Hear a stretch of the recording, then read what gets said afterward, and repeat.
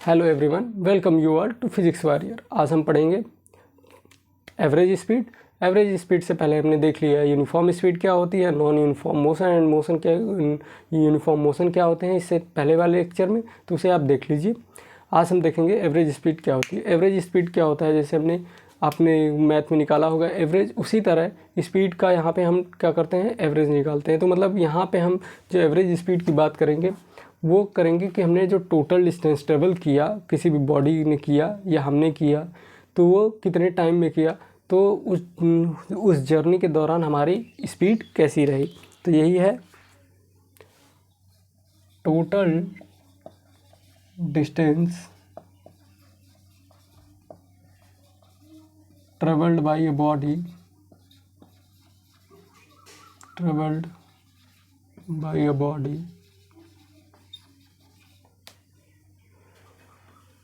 is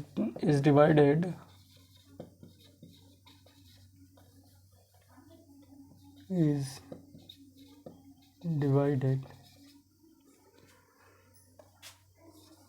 by the total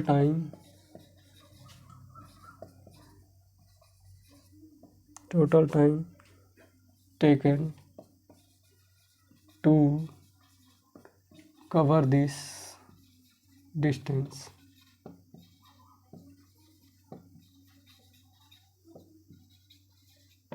या हम कह सकते हैं कि the ratio of total distance travel by a body to total time taken is known as average speed. या ये भी कह सकते हैं, या तो हम ये भी कह सकते हैं, दोनों चीज़ें सेम हैं। अगर हमने रेशियो की बात की तो वो क्या होगा, वो भी टोटल डिस्टेंस ट्रेवल जो होगा बॉडी के द्वारा, वो डिवाइडेड होगा टोटल टाइम टेकन जो बॉडी ने टेक किया था। तो फॉर एग्जांपल जैसे कि है कोई बॉडी है, सपोज करिए आप ट्रेवल करते जा रहे हैं, आप यहाँ पहुँचते हैं इस पॉइंट पे, ए से बी पॉइंट पे, आपको लग जाते हैं 2 आवर, और इस आप 2 आवर में 12 किलोमीटर जर्नी आप 12 किलोमीटर आप डिस्टेंस ट्रेवल करते हैं। फिर उसके बाद नेक्स्ट 1 आवर में आप 6 किलोमीटर ट्रेवल करते हैं, सी पॉइंट पे पहुंचते हैं। तो इस दौरान आपकी अगर एवरेज स्पीड पूछी जाएगी, एवरेज को ए वी इस तरह से भी लिखा जाता है। एवरेज स्पीड क्या होगी, टोटल डिस्टेंस हमारे पास क्या है 12 + 6 किलोमीटर, ये टोटल डिस्टेंस हो गए। और इस टोटल डिस्टेंस को ट्रेवल करने के लिए हमने कितना टाइम लिया, 2 + 1 आवर हमने लिया। तो ये क्या हो गया, 12 + 6 18 किलोमीटर, हमने 18 किलोमीटर पूरा ट्रेवल किया। और 2 + 1 3 किलोमीटर, 3 आवर में हमने इसे ट्रेवल किया। तो यहाँ से हमारी जो एवरेज स्पीड आएगी 3 × 6 = 18, 6 किलोमीटर पर आवर। मीन्स हम किस स्पीड से अगर ट्रेवल करेंगे, मतलब कि हर आवर में, पर आवर में वो 6 किलोमीटर बॉडी ट्रेवल करेगी, उसकी एवरेज स्पीड ये आई। एवरेज स्पीड अगर यहाँ से बॉडी ए से बी पे गई, बी से सी पे गई, और सी से वापस बी पे आती है, और बी से वापस ए पे आती है, तो इस केस में जो एवरेज स्पीड होगी वो क्या हो जाएगी, और सेम टाइम लेती है, तो क्या होगा यहाँ पे average speed A B C A, तो यहाँ पे आ जाएगा, ये गया यहाँ से इस तरह से गई और फिर वापस आई, इतना ही टाइम लेके 2 आवर में वो बी पॉइंट पे पहुँचती है, और बी पॉइंट से सी पॉइंट पे 1 आवर में आते वक्त भी ये वो इधर 1 आवर लेती है, और यहाँ पे 2 आवर लेता है बॉडी।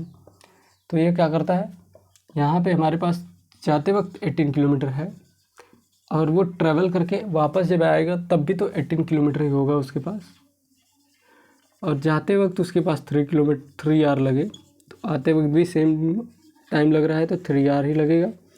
तो 18 × 2 = 36, 36 किलोमीटर उसने ट्रेवल किया पूरा, और कितने घंटे में, 6 आवर में। इसकी एवरेज स्पीड क्या आएगी, 6 × 6 = 36 kilometre per hour. I hope आप लोगों को यहाँ तक समझ में आया होगा। जो भी आपकी क्वेरीज है उसे आप कमेंट सेक्शन में कमेंट कर दीजिए।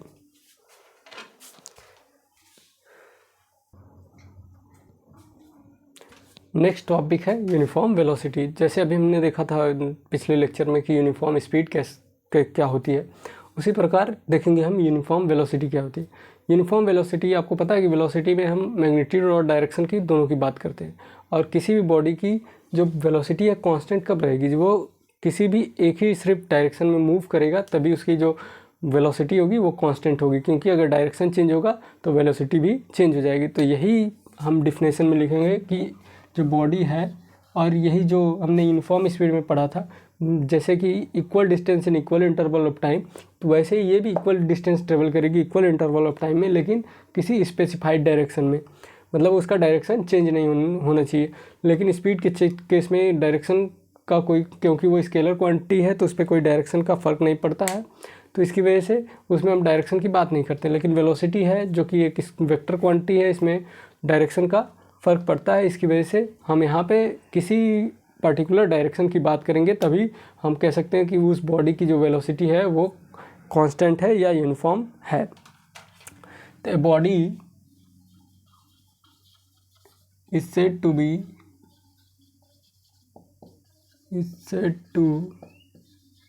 B in uniform velocity if it travels in a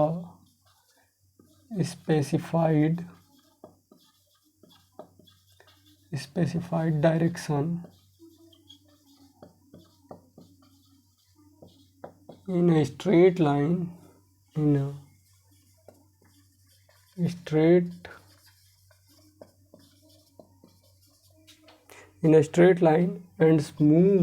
and moves, या कवर लिख सकते हैं, and moves और cover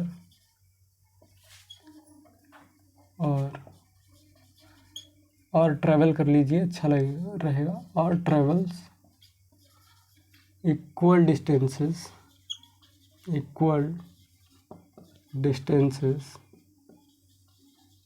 in equal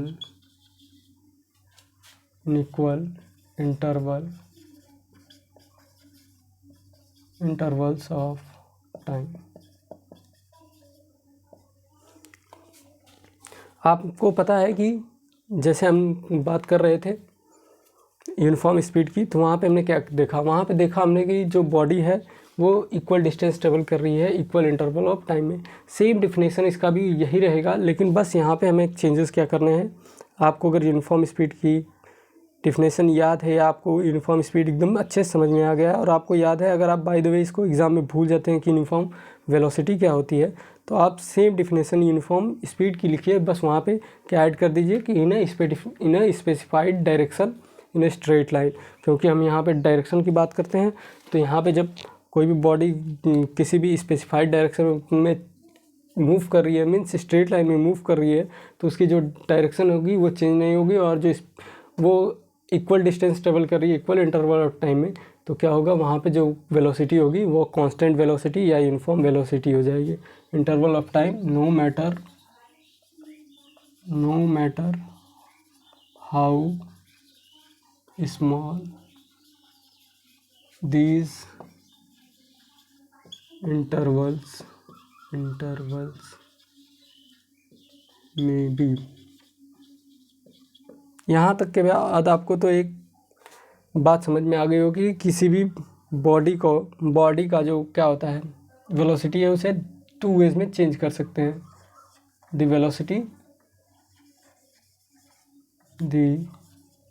velocity of a body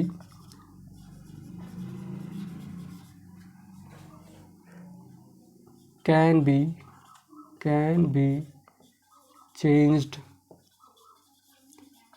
in 2 ways। पहला है, या तो हम उसके डायरेक्शन को चेंज करें बाय चेंजिंग द डायरेक्शन, अगर चेंज करेंगे डायरेक्शन तो उसकी वेलोसिटी भी चेंज हो जाएगी, और इसी तरह बाय चेंजिंग द स्पीड। अगर स्पीड चेंज करेंगे मीन्स हमने इक्वल इंटरवल में अनइक्वल डिस्टेंस ट्रेवल किया बाय चेंजिंग द स्पीड। जब अनइक्वल डिस्टेंस ट्रेवल करेंगे तो उसकी वेलोसिटी कांस्टेंट नहीं रहेगी क्योंकि वो चेंज होती जाएगी, और जब डिस्टेंस ट्रेवल वो अनइक्वल करेगी तो वहाँ पे हमारा जो इस वेलोसिटी होगी वो चेंज हो जाएगी। और जो डायरेक्शन की बात करेंगे हम, जब डायरेक्शन चेंज करेंगे तो वेलोसिटी भी चेंज हो जाएगी। जैसे कि हमने यहाँ पे लिखा a body is said to be in uniform velocity. Body को हम तभी यूनिफॉर्म वेलोसिटी में कहेंगे जब वो किसी स्पेसिफाइड डायरेक्शन में स्ट्रेट लाइन में मूव करे एंड मूव्स और travel equal distance in equal interval of time. Equal interval of time में इक्वल डिस्टेंस ट्रेवल करे किसी स्पेसिफाइड डायरेक्शन में। फॉर एग्जांपल कोई अगर बॉडी मूव कर रही है 2 किलोमीटर पर आवर की स्पीड से साउथ डायरेक्शन में,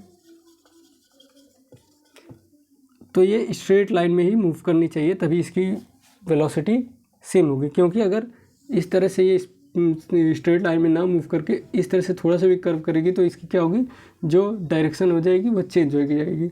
और डायरेक्शन अगर चेंज हुई तो वहाँ पे जो वेलोसिटी है उसकी भी वैल्यू चेंज हो जाएगी। क्योंकि हम कहेंगे जैसे यहाँ पे 5 किलोमीटर पर सेकेंड, 5 किलोमीटर पर आर हम कह सकते हैं 5 kilometre per hour in south direction. यहाँ पे हम लिख देंगे 5 kilometre per hour in south west direction या साउथ ईस्ट डायरेक्शन। तो यहाँ पे डायरेक्शन चेंज हो जा रही है।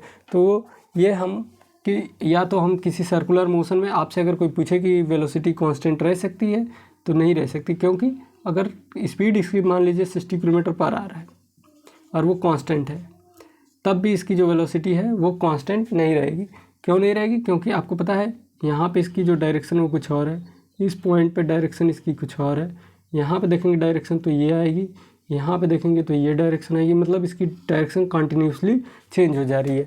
तो जब डायरेक्शन चेंज होगा तो मतलब वेलोसिटी चेंज हो रही है, वेलोसिटी चेंज हो रही है तो वेलोसिटी यूनिफॉर्म नहीं हो सकती। तो अगर कोई आपसे पूछे कि कोई बॉडी का अगर यूनिफॉर्म स्पीड है तो उसकी यूनिफॉर्म वेलोसिटी हो सकती है कि नहीं, तो आप कहेंगे अगर कोई भी बॉडी यूनिफॉर्म स्पीड में है तो उसकी वेलोसिटी यूनिफॉर्म वेलोसिटी हो भी सकती है, कांस्टेंट वेलोसिटी हो भी सकती है, नहीं भी हो सकती है। क्योंकि अगर स्ट्रेट लाइन में अगर मूव कर रही है, अगर यही आपसे कोई पूछ दे कि अगर बॉडी स्ट्रेट लाइन में मूव कर रही है कांस्टेंट स्पीड के साथ एक स्ट्रेट लाइन में, तो उसका वेलोसिटी क्या होगी, तो वो भी वहाँ उसकी वेलोसिटी यूनिफॉर्म होगी क्योंकि उसकी डिस्टेंस भी सेम है। सॉरी, डिस्टेंस नहीं, डायरेक्शन सेम है, डायरेक्शन चेंज नहीं हो रहा, मीन्स जो उसकी स्पीड है कंटिन्यूसली सेम डायरेक्शन में सेम है, तो इसकी वजह से जो वेलोसिटी होगी सेम होगी।